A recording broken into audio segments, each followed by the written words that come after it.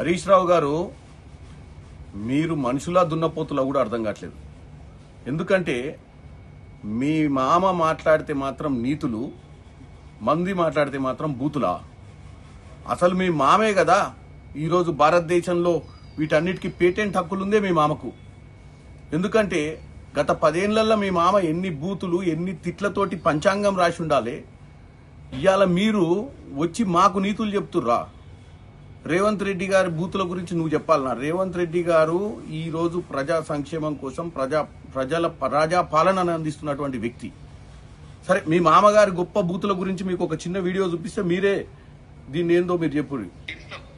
నీ మీద 4 ముక్కలు చేస్తాం అనుకుంటున్నావు, జాగ్రత్త. మేము ఎంతమంది మేము నలుపు కూడా మీరు నష్టం కూడా మిగిలేదు. దాని ఫామ్ హౌస్ గా అడుగుపెట్టి 6 ముక్కలు అయితే నాకు కొడుకు అనుకుంటున్నాము. ఈ గోకాసులు ఏం లేదు, నలిసి పారేస్తాం, 4 గెలిచి చీరేస్తాం. కొనమని అని చెప్పి 2 కేంద్ర మంత్రి కావాలన్నా తెలంగాణ శాతగాని దద్దమ్మ గడిగుళ్ళు పుట్టచోరగాళ్ళు పనికి మాలిన సిగ్గుందా మీకు? ఇజ్జతమానం ఉందా? ఈ చిల్లరగాళ్ళు, ఈ కిరికిరిగాళ్ళు, కిరాయగాళ్ళు సిగ్గు లజ్జ ఏమని ఉంటే మేము ప్రిపేర్ అయ్యి రాలే. మరి పీకతందుకు వచ్చినాం అంటే వద్దన్న కుక్కలు కొడుకేవాడు ఏం పీకతందుకు పోతారు? అదేందో పెద్ద పీకినట్టు పడగొట్టినట్టు విశాఖాటి కుక్కలు వాడు సిగ్గుపడాలి. విశాఖాటి కొడుకే అంటుండే. ఇలాంటి కుక్కలు చాలా మంది ఉంటారు, బయటకు వెళ్ళండి. అదే ఏమంటారా బయట ఏ కుక్కలు? నేను ఇప్పుడు వినిపించిన బూతులు మీ మామగారు గత 10 సంవత్సరాలుగా అనేక సందర్భాలలో ప్రజా వేదికల మీద, అసెంబ్లీల ఇంకెక్కడెక్కడో మాట్లాడినటువంటి మాటలు. తెలంగాణ ప్రజలు మర్చిపోలే.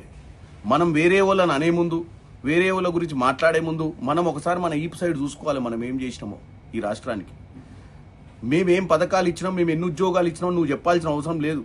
పదే పదే మేము చెప్తే మీరు పదే పదే ఆ లెక్కలు తప్పుగా చూపించి మీరు గొప్పగా చెప్పాలని ప్రయత్నం చేస్తున్నారు హరీష్ రావు గారు. ఎన్ని వేల ఉద్యోగాలు ఇచ్చినాం, 24 లక్షల మంది రైతులకు రుణమాఫీ అనేది ప్రజలకు తెలుసు.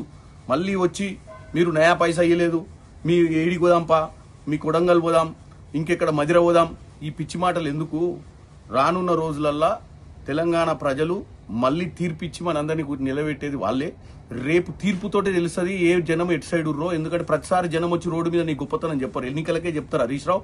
కాబట్టి నువ్వు ఈ పిచ్చి మాటలు మానుకో. మన బూత్ ప్రపంచం గురించి, మన బూత్ రాజ్యం గురించి అందరికీ తెలుసని తెలియజేస్తున్నా.